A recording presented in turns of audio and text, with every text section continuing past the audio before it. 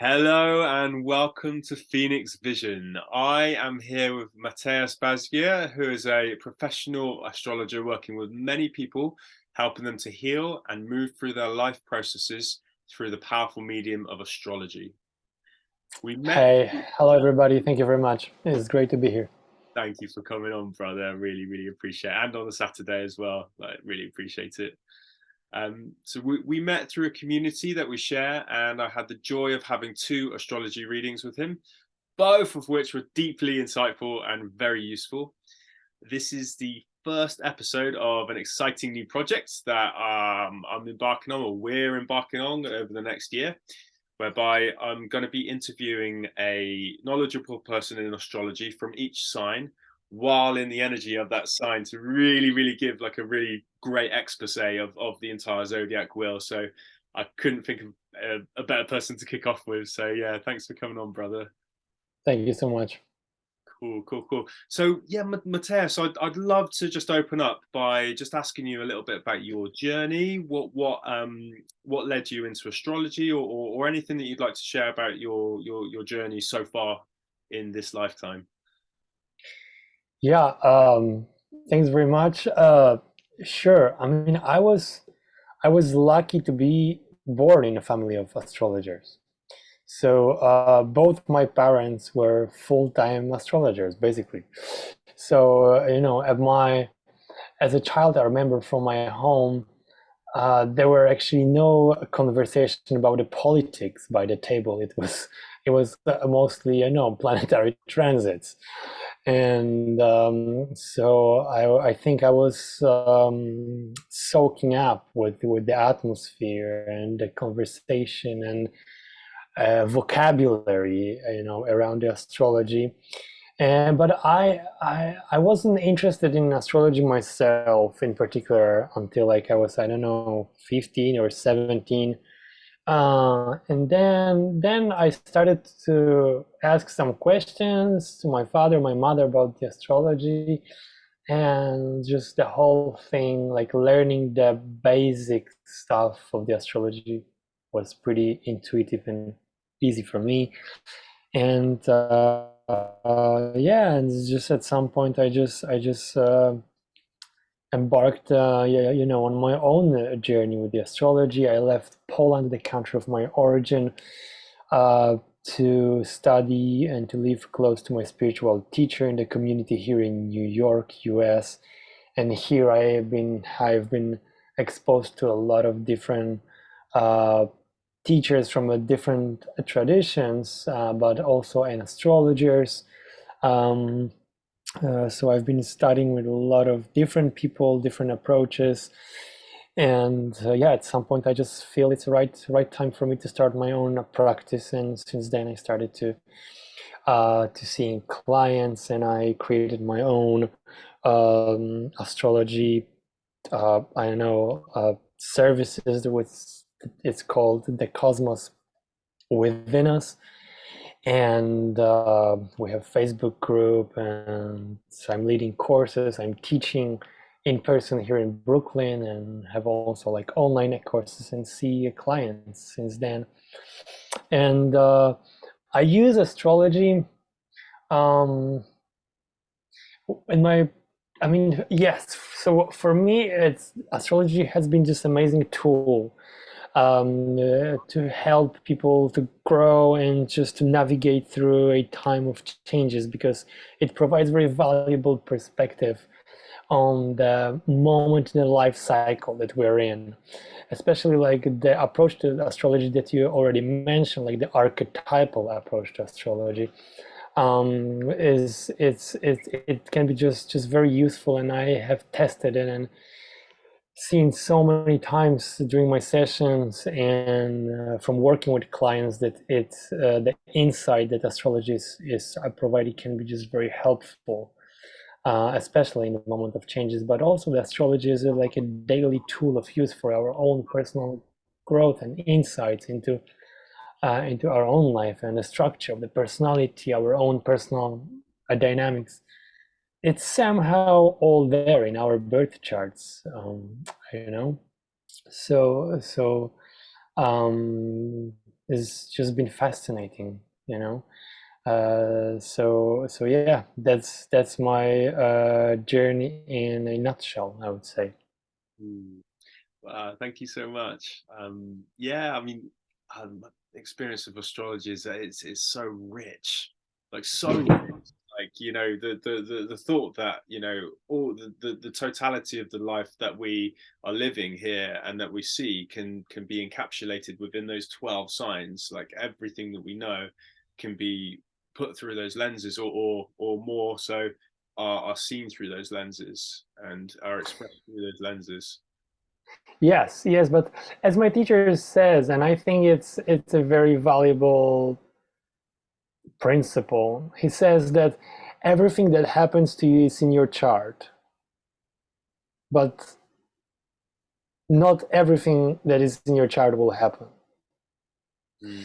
And so also, like, I think as astrology is becoming more popular, we are also in the process of um, maybe not a disenchantment, but like really getting the astrology on the right track, because astrology has basically gained pretty bad reputation over the years, mostly through, you know, solar horoscopes in the newspapers, and it just became some and something from I don't know, the borders of entertainment, and basically, you know, something woo woo, when in reality it's basically an ancient knowledge, and it's a knowledge built up by people over thousands of years of observations, among the epochs, the ages, the cultures.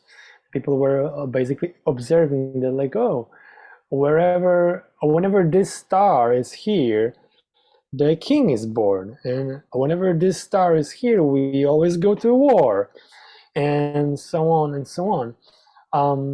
And so there is definitely, we are in a time um, of the change, when people are, I mean, the perspective on the astrology is changing. And I'm myself, I'm a huge, like, advocate. I mean, I'm advocating strongly for astrology to find its right place, you know, in the world, um, when it's not only perceived as something entertaining, something fake, and like a, you know, predicting a future, or you know, something from the area of fairy tales and stuff like that. Mm. Yeah, I kind of think of it as like spiritual engineering in a way, because it's very, you know, angular, and you know it's when you really get into the aspects, and it's just very really fascinating from like this level where you can see all of the different aspects and how they're manifesting within someone's life. I'm always blown away when when it just pretty much checks out every single time. Um, and yeah, I understand that, you know, astrology can be said to be a map of the human psyche, the human psychology. I know we spoke on a previous call about the, and maybe this is one for like a, we maybe talked about another potential interview, but like talking about how actually bringing astrology into psychotherapy can be such an extremely powerful way of working. Carl Jung said something like, I saw a quote that's saying unless psychotherapy is bringing astrology into it, it's going to be kind of like left behind, or it's going to be, yeah, not as nearly as effective as it could be. Could would you be able to quickly share anything about, you know, the link between astrology and our psychology, and then we can dive into the Aquarius archetype after that. Sure, sure. So yes, you have mentioned Carl Gustav Jung, and you know, he kept astrology in very high regards, and he knew astrology very well. The thing is that when in the time Jung and Freud were living, they were kind of trying to, you know, establish the place of psychology in the world, because the psychology itself was already very new and very weird. They were calling it a talking medicine. And especially Freud was like was very much focused on establishing psychology and psychotherapy as a valid, respected, area or of therapy. So whenever Jung wanted to bring something like astrology into a psychology, Freud was very against it, and he said it's too much like woo and it's going to scare people off, and he was probably right. Like it was definitely too much for the time they were living in. But Jung himself, he was using astrology a lot in his work with his clients. And so he knew their chart. He was checking their chart, and yes, he was a huge advocate of including astrology in a therapeutic process. And I also think that therapy and like coaching and all kinds of modalities could benefit so much, by including astrology, because it is a great source of information and insights, and there is a whole world out there of psychotherapists and astrologers, especially the psychotherapies connected with the Jungian area, or like a Jungian approach to psychology and psychotherapy, like process-oriented psychologies and all these post-Jungian, the branches of psychology. So there are a lot of people out there who are basically doing this, who are connecting psychology and astrology. And this archetypal approach is I think it's a great source of an insight. And yes, other great astrology guru, teacher of Yogananda, he was called Swami Yukteswar. He said that the person is being born when personal karma and planetary positions are in perfect alignment. So the birth chart is a description of personal karma in a way too, of certain tendencies. And I'm not so much into like predictive astrology so much. I personally don't really believe future can be predicted, because I don't really think it's written down in a way. But I think astrology is predicted on the archetypal level. So I can't see what exactly will happen. But from seeing a person's chart, we can see that at certain moment, person will do some kind of a dance with certain archetype. So, and that can be really helpful in general. Also, there are levels of astrology, and there are levels how you can interpret and approach person's birth chart. There is a psychological astrology, there is esoteric astrology, there is astrology specially designed to, reveal personal karma. There's astrology specially designed to receive some insights about the psychological dynamics, or insights into a personality dynamics of a person. So you can approach it from many different angles, and and I think a psychological approach to astrology, this is especially that area that I'm interested in and I'm exploring, is just working great in a therapeutic context, because all the 12 zodiac signs and all the planets are connected with certain archetypes. These are archetypal figures and archetypal stories. So when you see a person's chart, and you basically see which archetypes are at play in a certain moment of a person's life. And when you start using these archetypal stories, I observed that it has a tremendous and very good impact on a person. Sometimes even just telling a person a story connected with that archetype can bring a lot of relief and a lot of understanding, and especially in all those moments in our life when people just think that they are getting crazy or there's something wrong with them, something is changing in their life, in their approach, in their perspective, and they are feeling that they are losing a somebody, like somebody would pull out the carpet from underneath their feet.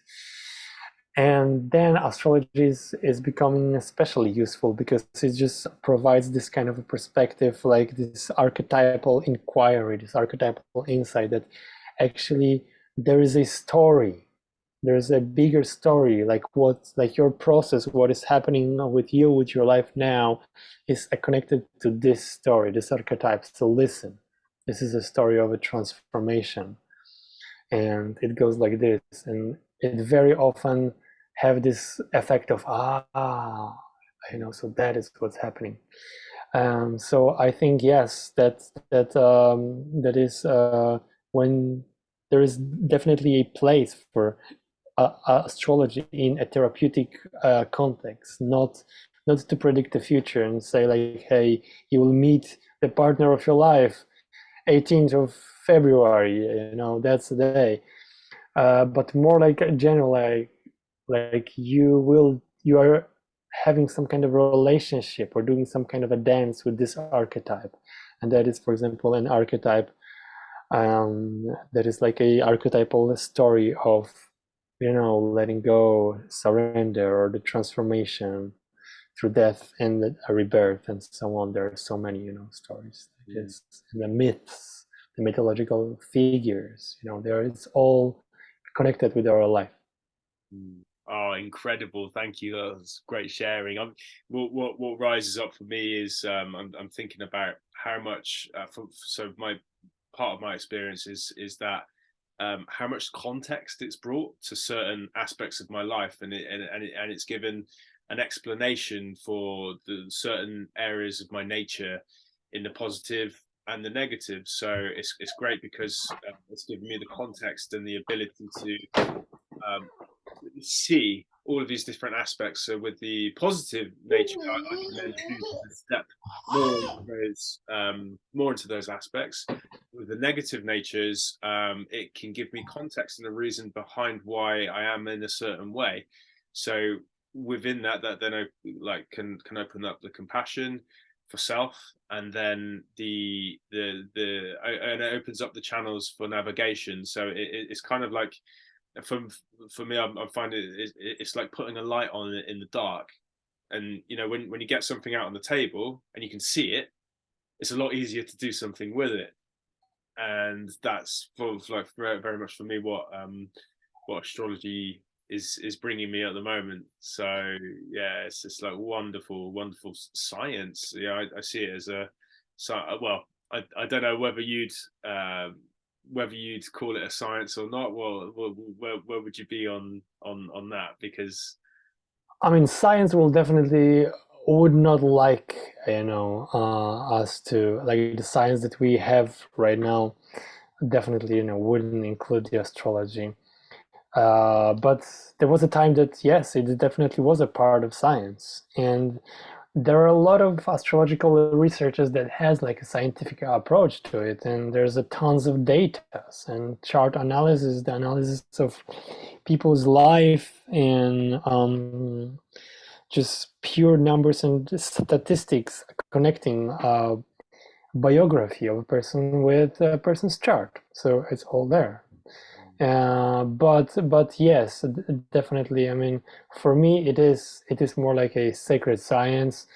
The science that we have right now definitely wouldn't call astrology science. There was one astrologer, very famous from trying to include astrology in the science, and he was called Michel Gauquelin, and he had like this very statistical approach. He wanted just to prove in scientific, mathematical way that there is a connection between the person's chart and the qualities of a person's character and the personality. And he devoted his whole life basically, having a battle, trying to bring the astrology, trying to make astrology acknowledged by the scientific world.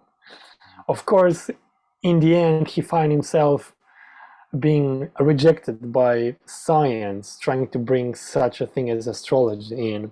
At the same time, being rejected by astrology, by the environment, the astrology, like they were thinking that he's trying to reduce their astrology into like a scientific methods and numbers. So in the end, he ended up being rejected by basically both science and the astrology. But I guess that's what happens, like when you're trying to really, do something new. And but he Michel Gauquelin has just did a tremendous amount of work analyzing data and stuff like that. So yes, there are people out there who has pretty scientific approach to astrology, Mm-hmm. Yeah. Fantastic. I'd like to switch gears a little bit and start by moving towards the Aquarius archetype in of itself. So I would love to ask you, what does the energy of the sign of Aquarius signify to you? Obviously, being an Aquarius, and how can we harness that archetype to affect positive change within our lives? Yeah, great question. So I think you can look at the zodiac chart from many different angles, and I guess like one of the way you can look at it is to look at it as a developmental model, or like the life path of a person from the moment of birth to the moment of death. So when you look at the zodiac like that, then it's a journey with 12 stages, and each of these stages is a zodiac sign. From the first moment of birth is sign of Aries. That's a spring equinox, March 21st. This is where everything happens, and it also corresponds with the cycles of nature, right? This is a spring. This is when everything comes to life, and all the nature wakes up after the winter hibernation into a life. So that's an Aries. It begins the whole zodiac journey, and that also corresponds with the birth of a person. So there's a 12 zodiac signs, and Aquarius is 11th in the whole system. So it's pretty much towards the end. It's one of the last stages of zodiac wheel of the zodiac system. And it's a sign that is Aquarius is situated between Capricorn and Pisces. So it's also good to locate it in a wider context. So the Capricorn is so much about establishing yourself in the world, building a structure. And the Capricorn is so much about hierarchy, laws, politics, organization. It's also connected with the social life. So it's so much about fitting in. You finding, like everybody finding our place in a social context. And it's also connected with hard work, with the career, with discipline, with finding some tangible form of bringing out whatever you carry there, whether through your career, or you know, so that's a Capricorn is a focus on bringing a structure and to bringing a form and to climbing to the mountain top of your ambitions. That's like that's why the symbol of a goat, of a mountain goat, that is basically climbing a top. So that's a Capricorn. The next step is Aquarius, which is a breaking free from the Capricornian form and really opening it up, you know. Aquarius is also a sign that is oriented towards social life, big groups of people, but where Capricorn is more into organizing social life into some kind of structure, like a politics, laws and regulations, governments, or this kind of things. Aquarius breaks from this form and it's more into a community. The community is one of the main Aquarian keywords. And Aquarius is a sign that rules large groups of people and the communities. And Aquarius is this very weird sign. I always say that Aquarius is a sign of the geniuses and weirdos, because this is a sign that contains a lot of paradoxes, the things that they really don't make sense at the like when you first hear about them. But that's also, you know, great thing about the Aquarius is that it explains, it finds a way for kind of opposite things to exist together. So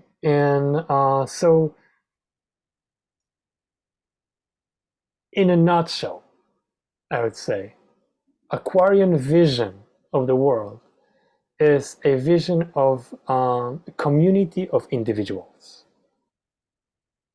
because Aquarius is a type that really is focused on individuality and the uniqueness of every single person. And Aquarius's mind is focused on what is different about, you know, people, and what is different, non-standard about everything they see. Every zodiac sign, people that has like a, for example, Virgo dominant, they will look at the world and then they will see everything that is out of order, and it needs to be fixed and it needs to be brought to its own place, right? Aquarius will notice everything that is different, and that interests Aquarius a lot. So everything that is unique, that is different, Aquariuses are famous from non-standard approach, from unorthodox approach, out of the box thinking, and finding your own unique individual way of expression. So this is also like a vision of the world when everybody can have a freedom, another Aquarian keyword, freedom of be who they really are, without the limitation and the constraints of culture. So on one hand, we have this orientation towards groups of people and the communities. On the other hand, we have the orientation on the individual and like cherishing, praising the uniqueness and the individuality of everybody. So for the Aquarians, everybody's are different. Look at yourself and then myself, like everything is different about us. We look differently, we have a different age, different background, different experiences. And but at the same time, there is something that connects us all, and this is like the idea of all the people as a member of one human global community or family. So this is one of the Aquarian paradoxes, that we are all different and unique on one level, and this has to be respected and acknowledged, and we have to create a world in which everybody feel free to be who they really are and feel free to express themselves. But at the same time, on a deeper level, we are all connected. We are all brothers and sisters. We are all humans, human beings, having human experience. So there is these two levels: the uniqueness and the connections between people. And I think that's like kind of a vision that is deep down there in the heart of everybody with a strong Aquarian signature in their chart. The vision of the world that is one global a community of individuals, or the community where we are all together, but we have a freedom to be really who we are. Because when we think about belonging to a group, belonging to some kind of a big social group, a lot of us still think that in order to fit into a group, you have to resign from your individuality. You have to somehow fit in. You have to wear a uniform, and everybody's are wearing the same uniform. You have to somehow step down and give up some part of your individuality in order to fit in order to be a part of the bigger whole. And the Aquarius is this archetype is I mean, our Aquarian mind organizes it in a different way. It says like, no, there is a place for both, and the both things should be there. Like we should be able to express our individuality and a uniqueness, and actually do not compromise that. But at the same time, we should be able to feel part of the global family. We should feel the part of a community. We should feel connected. So that's like a I think part of the Aquarian vision of the world, and that's also a part of Age of Aquarius. There's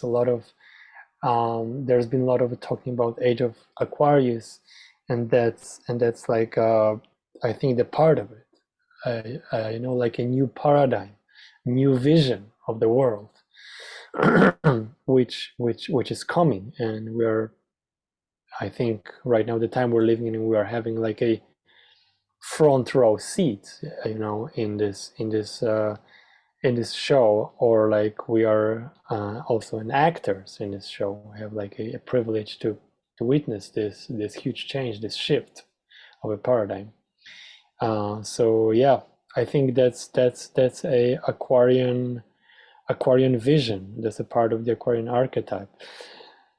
Richard Tarnas, an amazing philosopher and thinker, and also like astrologer, has proposed actually that Prometheus is a archetypal figure. It's a better new archetypal figure associated with the sign of Aquarius, because in astrology, sign of Aquarius is ruled by the planet Uranus. And the myth of the Uranus is very different than the myth of Prometheus. The Prometheus was basically, I don't know if you remember about the myth of Prometheus.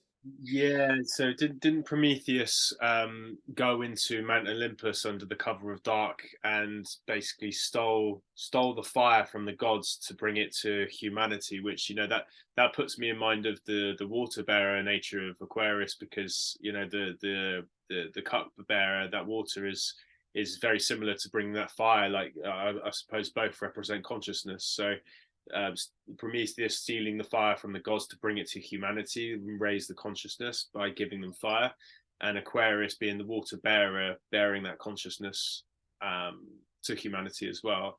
So yeah exactly. So Prometheus basically broke all the rules that were there. He went somewhere where he shouldn't go, and he took something he shouldn't have taken, and he brought it down to people. I mean, he basically broke all the rules. Exactly as you said, he stole the fire from gods and he brought them down to people. And he paid a price for this, right? But in the end, he was the light bringer. right? He was the one that like if you even think about evolution of the humanity, the moment when people included the fire and learned to control these elements, there was like a huge shift in the evolution. There was like a game changer when they were able to control the fire, like to bring fire to their homes and to be able to get light after dark and warm and cold and stuff like that. So yes, but there is the story of Prometheus is a story of a rebel, isn't it? Mhm. You know, and the rebelness is a big part of Aquarian archetype too. And this is a Aquarius is so much about the change, and actually is about the part of it is a rebellion against old order, against the status quo, which is represented by Capricorn so much, the previous sign.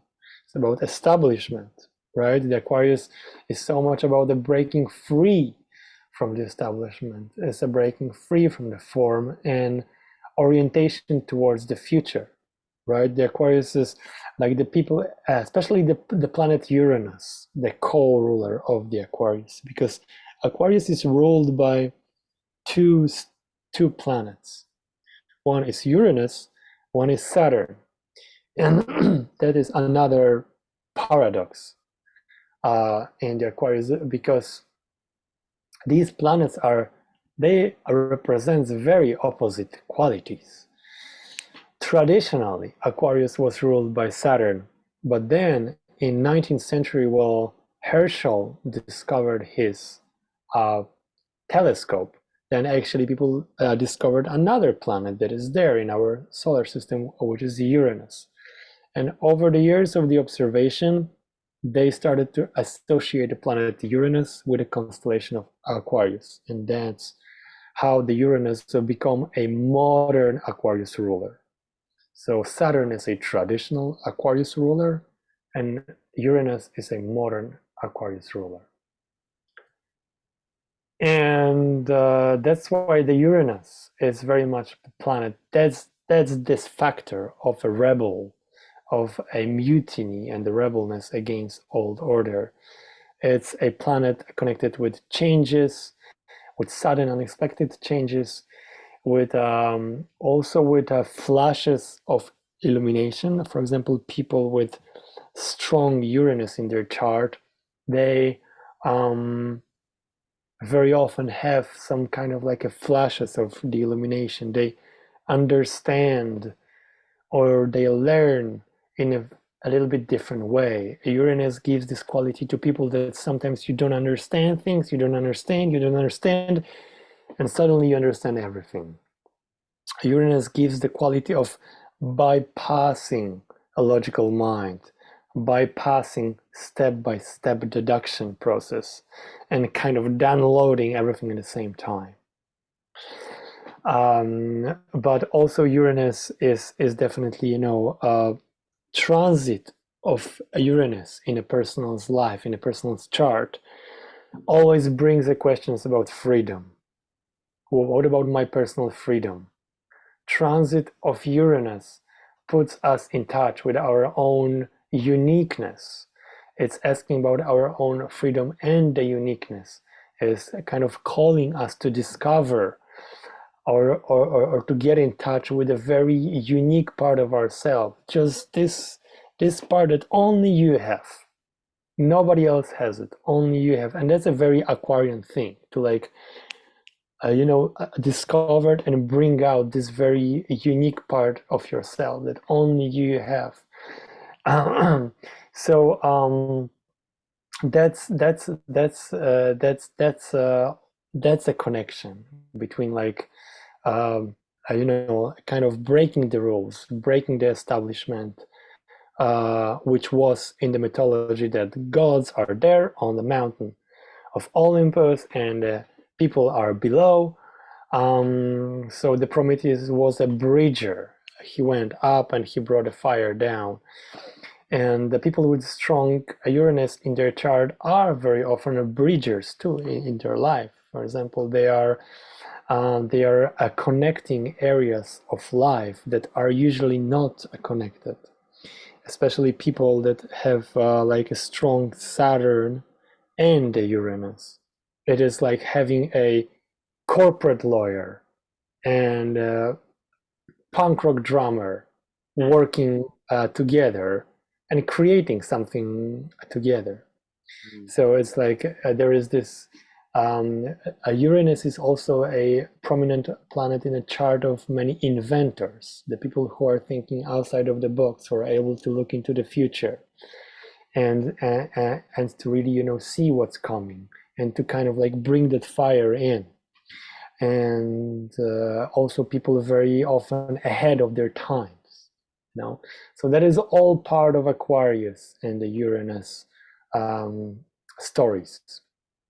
Wow, so much knowledge in what you just shared. Thank you for that, brother.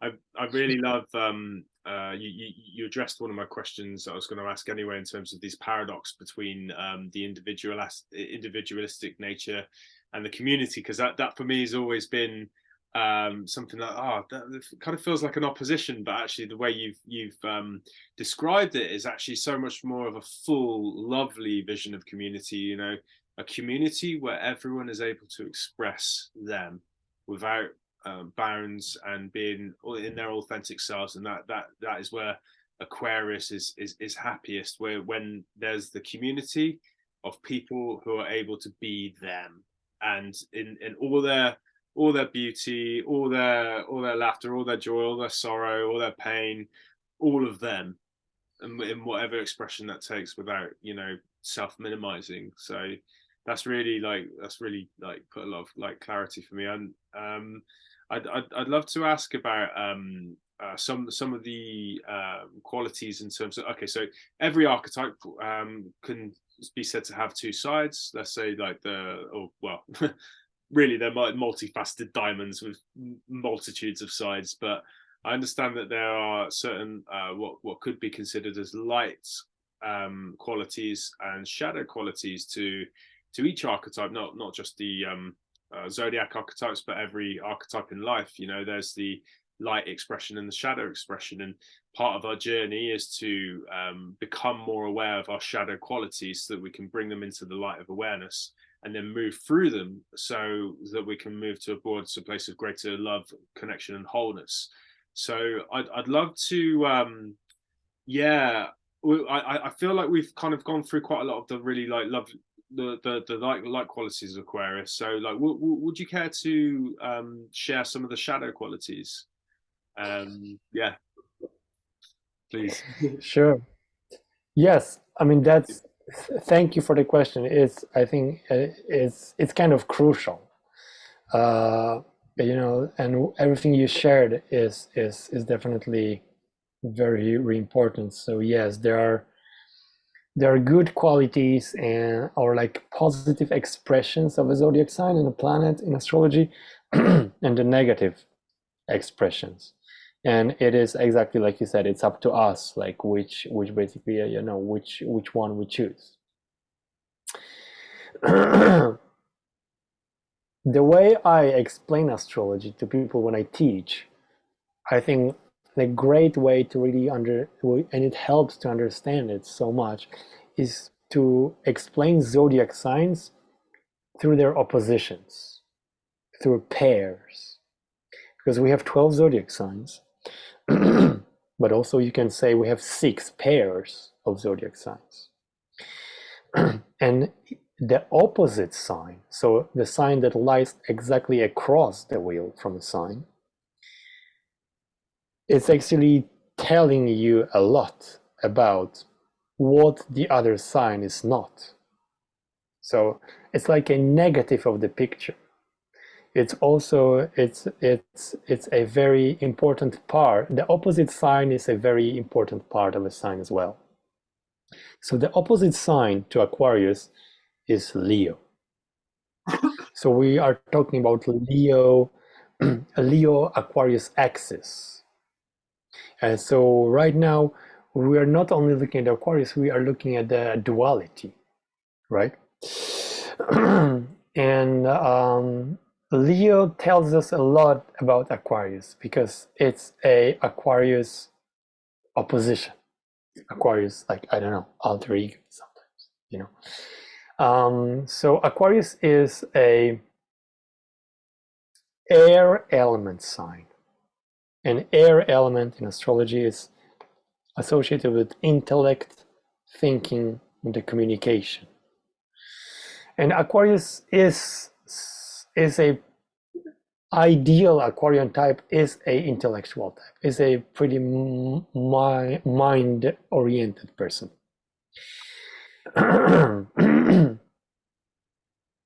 You know, especially that it's also ruled by Saturn, which is so much about structure. You know, one of the qualities of Aquarius is creating a mental structure. Aquarius are also famous from a abstract thinking, or like being able to create some kind of a intellectual form or give some intellectual form to something very abstract. But the opposite sign of the Aquarius is Leo, which is a fire sign, and Leo rules heart. So Aquarius Leo axis is a kind of heart and mind axis, or intellect and feeling axis, you know.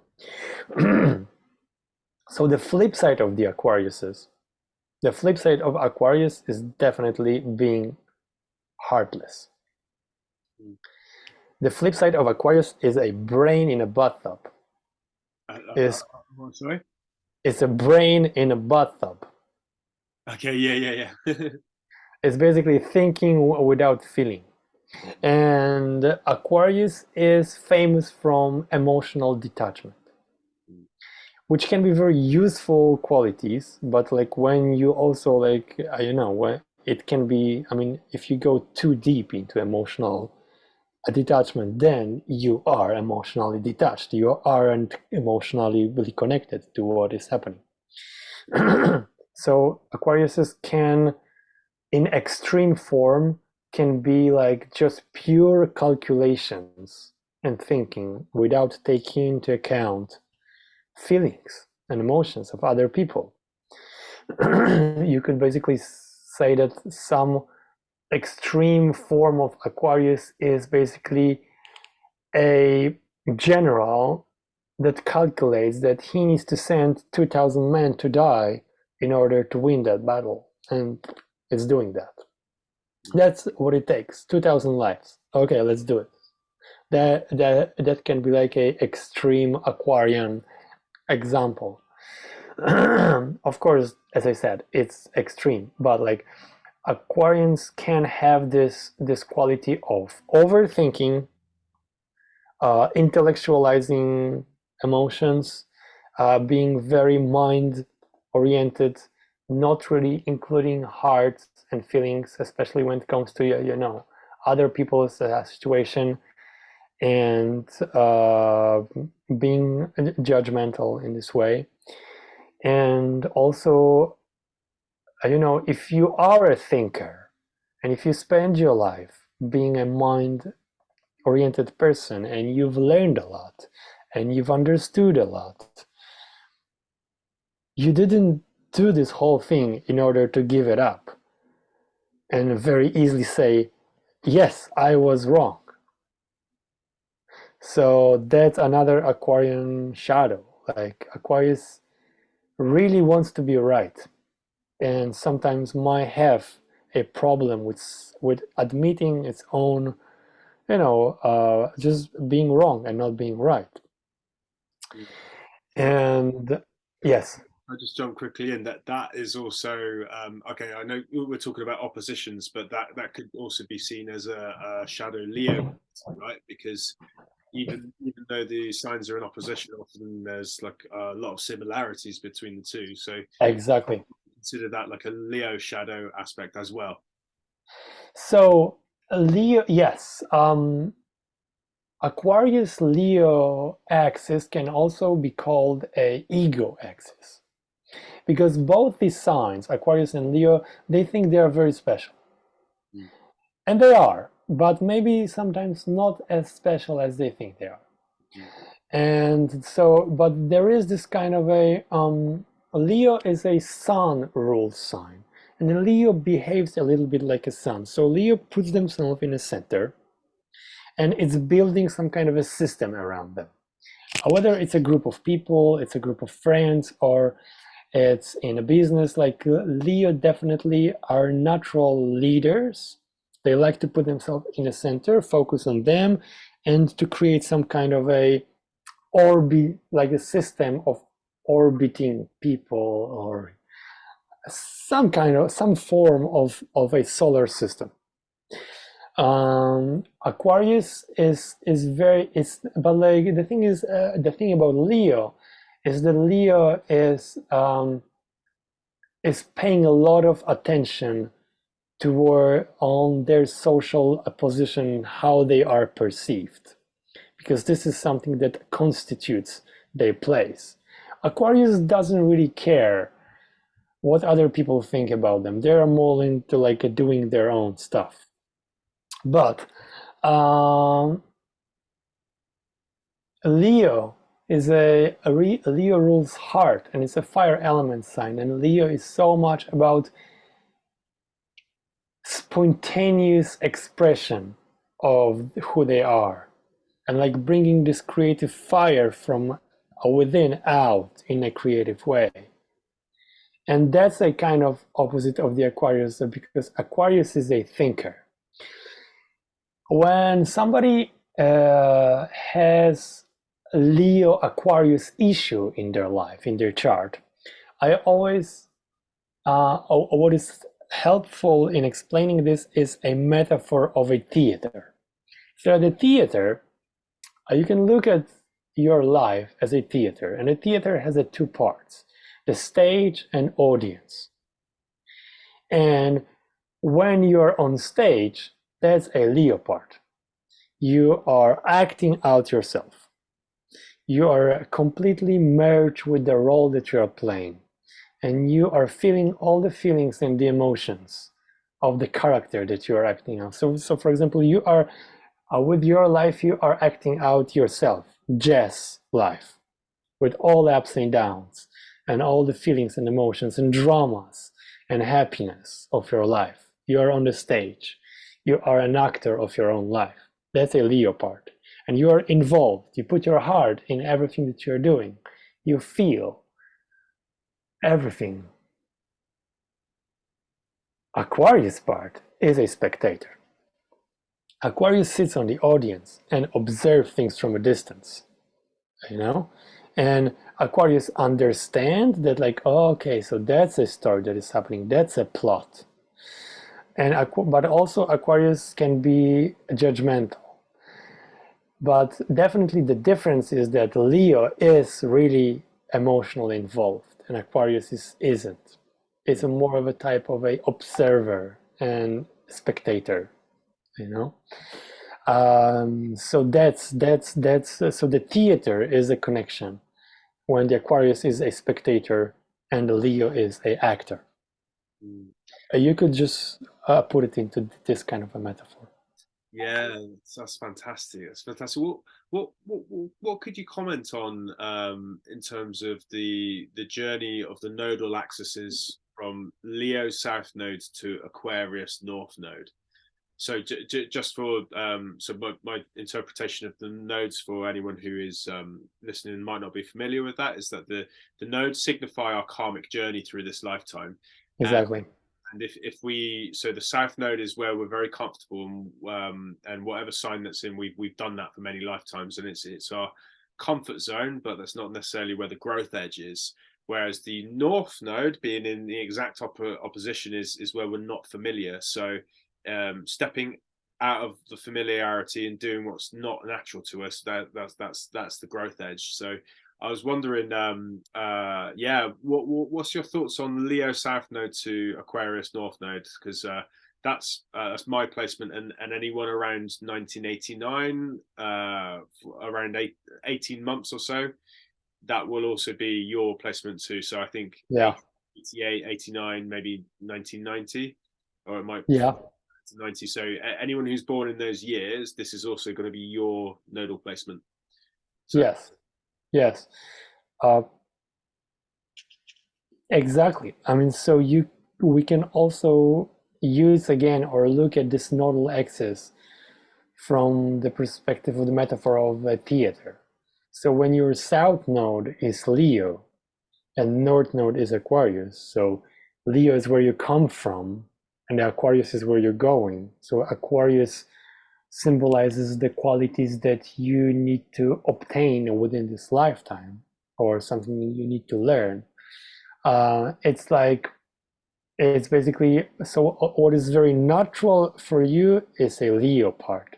So being an actor, what you need to learn within this lifetime, according to this nodal axis, is you need to learn to get off stage, to learn to be more distant from whatever is happening, sit on the audience and really observe what is happening without being so much involved.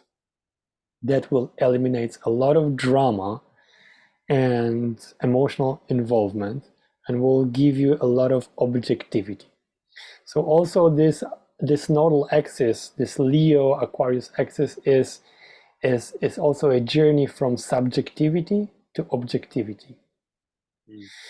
So for everybody that has that were born under this, with this nodal axis, yes, this signifies the soul's journey, and something we need to learn within this lifetime is to actually being a little more cool, more chill, more distant, and to really be able to step out from like full-on emotional involvement of our daily life, and to really, you know, tell yourself that it is not so dramatic maybe, and like really to learn to have a distance to whatever is happening into our own life, and to look at yourself, your life, your behavior, your emotional reactions from a distance, and to like maybe watch yourself a little bit like a theater, and to like and say like, oh, like that wasn't played out so great. Maybe this could be played out in this way, and that would be better for the whole thing. Maybe that was overreacted.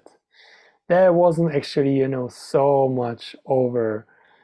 That was actually a little bit overplayed. So the Aquarius give this distance, this perspective, emotional detachment, and more like including observation and intellect than like being so much involved with all your heart and into like every aspect of every situation, you know.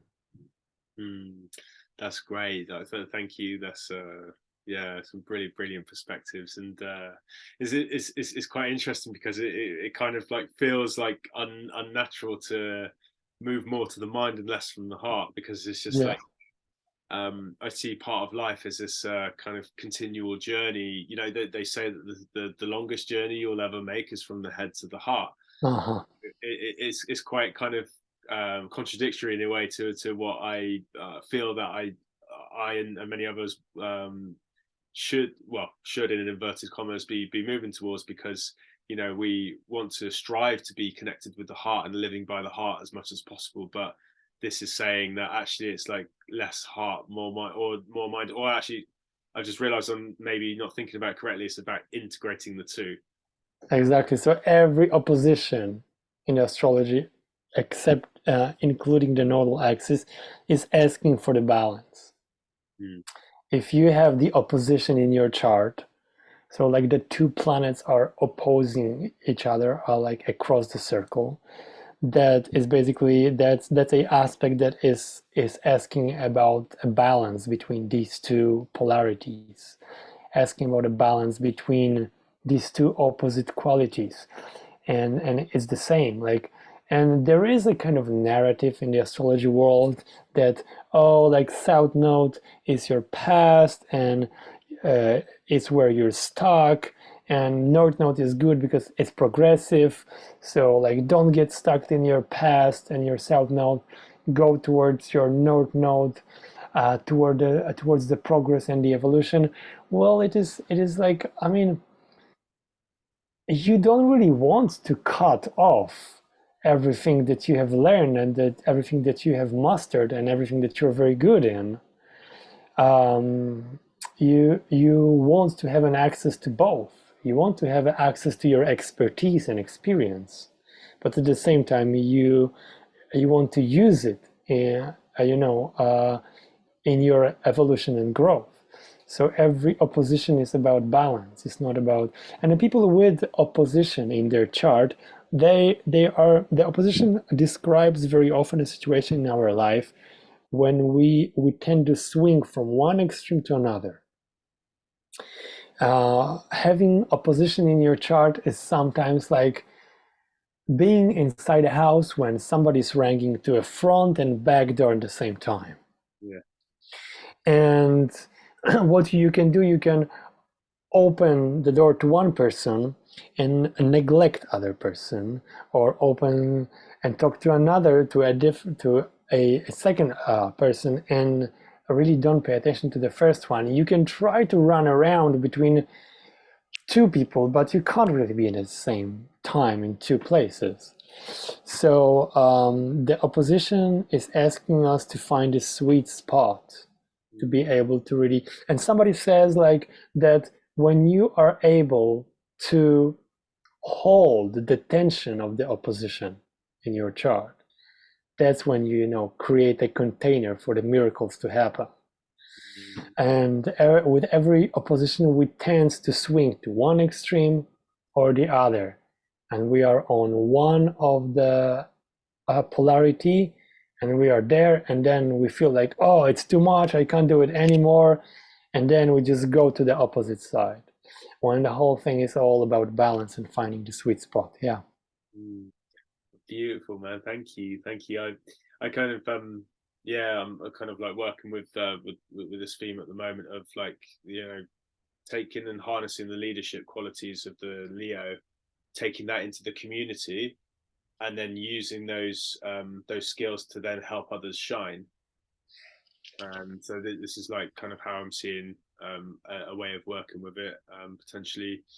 So I just want to I just want to ask, just like switch gears a little bit in terms of, I know Aquarius sometimes gets confused with a water sign, and kind of makes sense because aqua, you think of water, and it's got the connotation of the water bearer as well.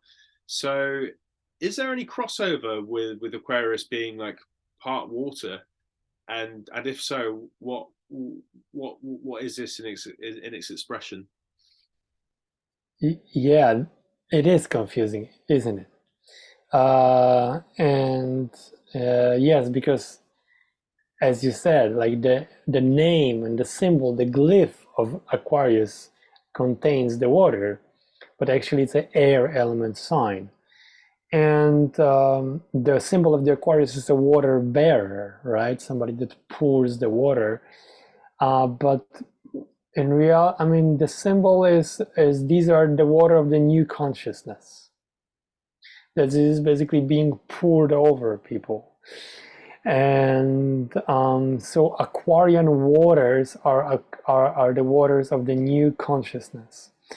The water in astrology, the element of water, is associated with feelings and emotions, right? We have like every zodiac sign belongs to each element.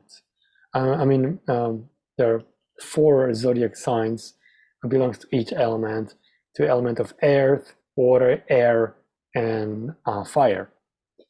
And these elements are bringing different qualities. So Aquarius is definitely air element sign, hence the intellect, thinking, and the communication. But the connection with water is that it's a new consciousness that's being poured out onto people's mind. that's quite interesting that Aquarius is the bearer of the water, which signifies the emotions. Yet another paradox because of the kind of the potential for emotional detachment and distancing, but yet bearing the emotions. It's like this really interesting dynamic. It is interesting, and Aquarius constellations is in the sky. It's associated with a myth of Ganymede, and there's also an interesting theme there because the Ganymede was a son of a Tros, who was a king of Troy, and he was a very beautiful young man. And Zeus, the main god of the pantheon of gods, has kidnapped him and brought him to Olymp and made him basically a bearer. So he was the one that was pouring a nectar of life to a god's cups. But his father's Tros was devastated after losing his son. So, as form of compensation, Zeus gave him the horses and chariot. And it was a very special chariot that was able to go over the water. And that's an interesting metaphor if you think about it, because if water symbolizes the emotions, and this chariot basically was allowing you to kind of go over it, not to drown, not to dive in, not to sink in, just to go over the water. So he was given a gift of something that allowed him to not go into the water, not go deep into his feelings and the emotions, just to bypass it in a way, go over it. And that's interesting connection, because Aquarius is known from the emotional detachment, and that's a interesting perspective or interesting gift, to somebody who is in a grief after the loss of his son. Yeah. No, I can see that. I love the mythology. There's just so much in there. There's so much in there. Yeah, I would really love to ask quite a big question, and it's going to take a little bit to set up. So Okay. it's a question about fixed signs and one specific planetary transit that's coming up with Pluto, and very specifically Scorpio, and Scorpio and Aquarius's relationship. So, okay, so I'd love to understand a little bit more about the dynamic of the square between Scorpio and Aquarius, because this has been coming up like a lot recently, because the way I can see it is like the deep intimacy of Scorpio vying in a way with the cool detached nature of Aquarius, and the square being another growth edge aspect, challenging yet constructive. So I've just so Saturn's just gone through Aquarius, so I've had Saturn basically go through all of my Scorpio planets. It's been a challenging couple of years, like my god. It's about to move into Pisces, which is in theory going to be quite beneficial. Well, everything's beneficial, but it's going to be maybe an easier ride. But there's Pluto is coming into Aquarius this year, I believe, and it's going to stay there for the next 20 years. So Pluto is basically going to be aspecting Scorpio and Taurus in a square, Leo in an opposition. So this is all the fixed signs of the zodiac. So I would love to ask, like, okay, so the relationship between this square between Scorpio and Aquarius, and then further on in the context of what may be coming with Pluto for the next 20 years. Does that all make Yeah, it makes it definitely makes sense in that order. So yes, so you've used the term fixed signs, And for those of you who are not really familiar with the astrology, we have 3 qualities of signs: the cardinal signs, mutable signs, and a square sign. And the cardinal signs, fixed signs, and the mutable signs. And all 12 zodiac signs are organized like this. There's the cardinal signs, then fixed sign, then mutable sign. And again, cardinal, fixed, mutable, cardinal, fixed, mutable. So the cardinal sign is, as the name indicates, is basically pointing a direction. It's setting up a direction of the energy flow. That's a cardinal sign. It says like, we're going that way. That's a power of the cardinal signs: Aries, Cancer, Libra, and Capricorn. Once the direction is pointed by a cardinal signs, the energy needs to be established. That's why after each cardinal sign comes fixed sign, which is all about establishing the energy. The fixed sign are Taurus, Leo, Aquarius, and Scorpio, as you mentioned. So the fixed signs are not about changes. Their nature is to ground and stabilize things. Then after the fixed sign, there's a mutable sign, which is all about the changes, and it prepares to another like change of a season. But so the fixed, so that's the nature of all fixed signs, to really do not change things, to stabilize things. So the challenge of all the fixed signs is a change. All the fixed signs tends to be a little bit stubborn, and really difficult to get them out of their track. Once you able to redirect a fixed sign, then they are fixed on the new direction, and then it's again difficult to turn them back. And that's, as you said, all the fixed signs are connected with aspects that is called square, or the oppositions. And these are challenging aspects. They bring tension, but it's a good creative attention. Because if you think about the relationship of two people that are very stubborn and they are not into changing anything, that's a recipe for attention, isn't it? Mm-hmm. So that's a relationship of Aquarius and Scorpio. That's a relationship of every fixed sign with each other, in a way. And yes, Scorpio is so much about meeting other person on a deep emotional level, because it's a water element sign, and intimacy, and like really involvement, right? And Aquarius is much more distant.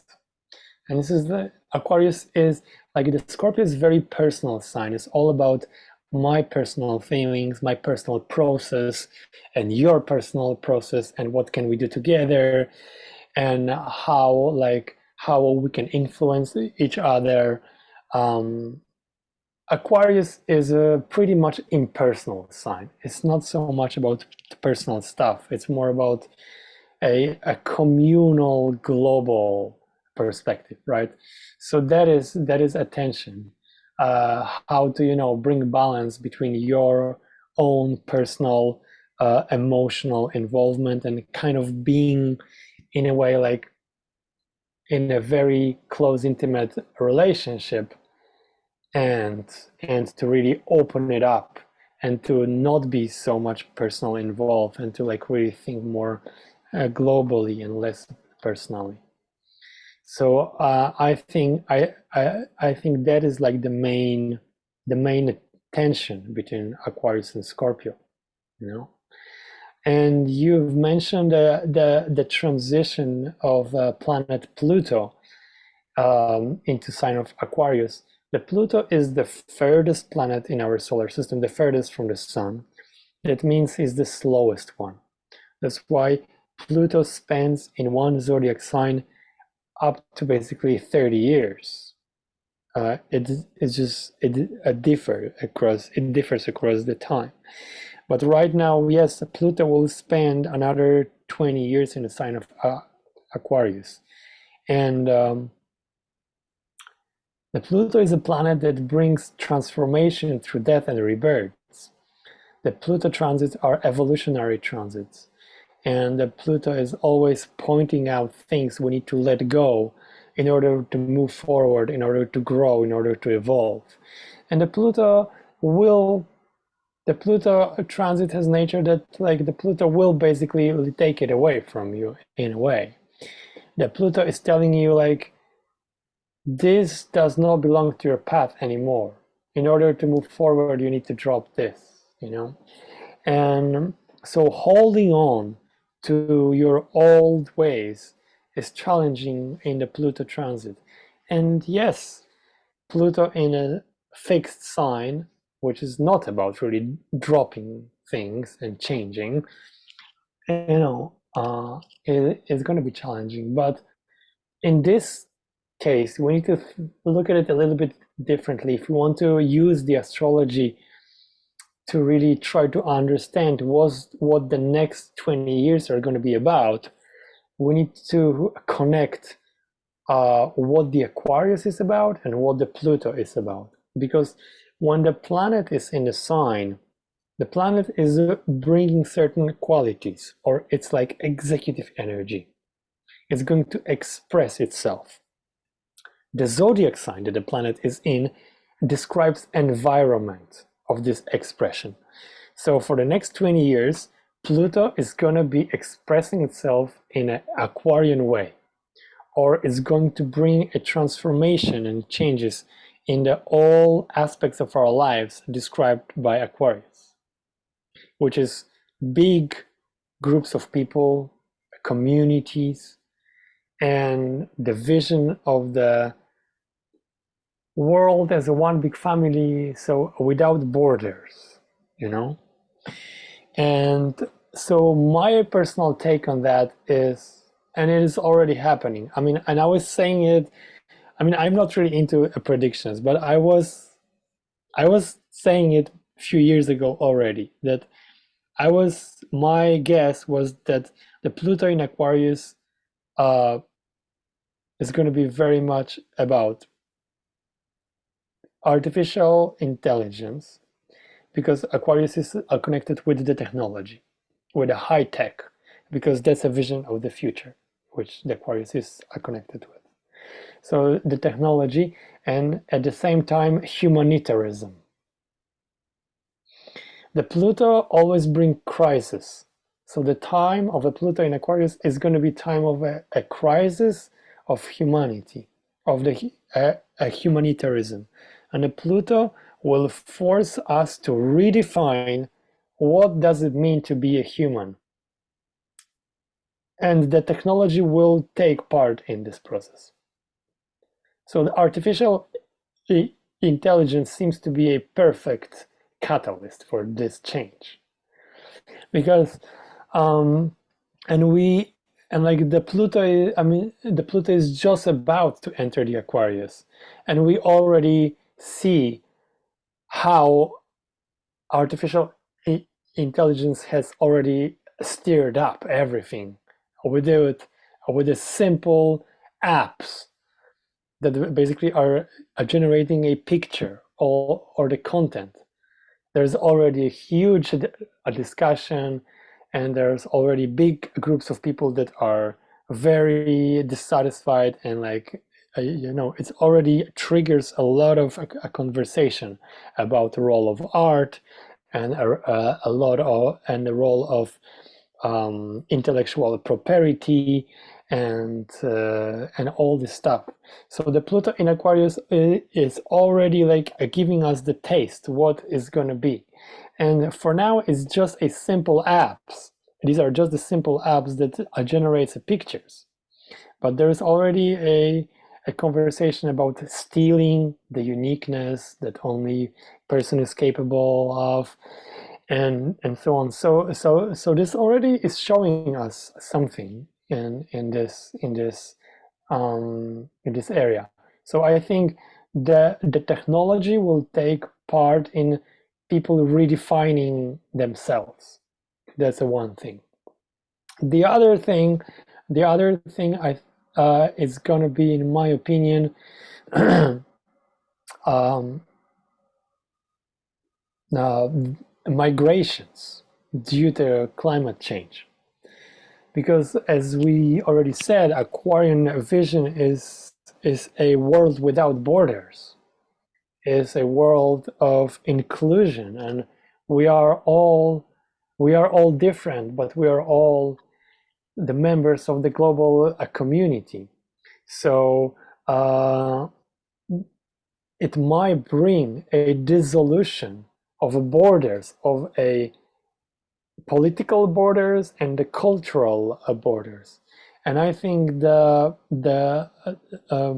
climate changes and the migration during the climate changes are going to be another, like, a catalyst of that, because soon, and I mean it's already really happening, but not on such a large scale. But for example, my brother, he's a specialist in a University of Warsaw in the Institute of Migration, and I asked him, like, hey, like, when are we going to reach a peak of the migrations, of, like, the crisis of the migrations? And he said, like, we estimate that the peak is going to be in 12 years. So that's basically the middle of the Pluto in the Aquarius. So basically all the people that are living in the south, somewhere close to the equator, it's becoming so hot there that they have to move away, that they have to run north or south away from the equator, and they are coming to Europe and the US, and they're not longer coming to earn more money and to have a better life. They're just basically coming because where they used to live is a desert now. So that's and it raises all moral questions. Can you actually, not let these people in? Do you have a moral right to close your country as people are dying? And there's already more and more consciousness that is being brought up to the inequality among people in the world. And soon, I think, due to the climate changes, we're going to be in a situation when all, like, the rest of the world is going to knock to the doors of the so-called first world, and I don't know if we are going to be able to to resist. And I think we will have to let them in, and I guess we will have to open up and share, and share our place, share our resources, and we will have to probably, to some degree, resign from our comfort. And that's going to be another thing, like another way of realizing that Pluto in Aquarius, the dissolving the borders, really mixing everything up and creating a situation when the borders are going to start to dissolve, and we're going to move more towards one big family. But this is not going to be easy process. Wow, that's like, oh my God, I don't know what to say. That was such a complete and well-rounded answer, and I'm just amazed how how these archetypal energies, they all like they check out like so much. Like, I was hearing the other day about America going through their Pluto return recently, and that's why it's been so much upheaval. And Yeah. that's just one example, but like you can see and correlate so many historical events personally within the individual, but also collectively, of how the gears of time, the cosmic gears of time through the planetary bodies, are turning that wheel and just influencing. And I just love it how it is.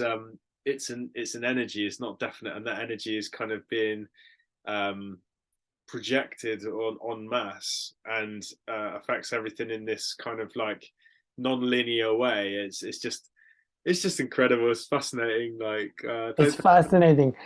There is an amazing book by Richard Tarnas, which is called a Cosmos and Psyche. And it's a pretty thick book, and it's nothing else but basically analysis of the historical events in the planetary retransit.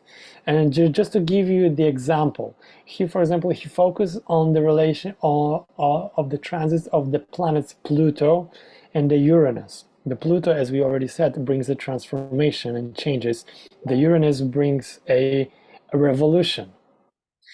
And he gives an example when these planets were in opposition to each other. So the opposition is an aspect that is basically much more dynamic, and it brings attention. And there was a time of a French revolution, which was pretty bloody revolution. And then 200 years after, these planets were conjunct to each other. So the same planets, but a different relationship. The conjunction is when energy of the planets are merging together, and they are working together to bring a change. And there was a revolution in the 60s. So it was all about love and all about the unity and the brothers of sisters. So the same two planets did two revolutions, but so different, huh? That's so interesting you say that, because I was literally just thinking like, well, I wonder what was happening around the. I watched Ali, the film about Muhammad Ali on the weekend.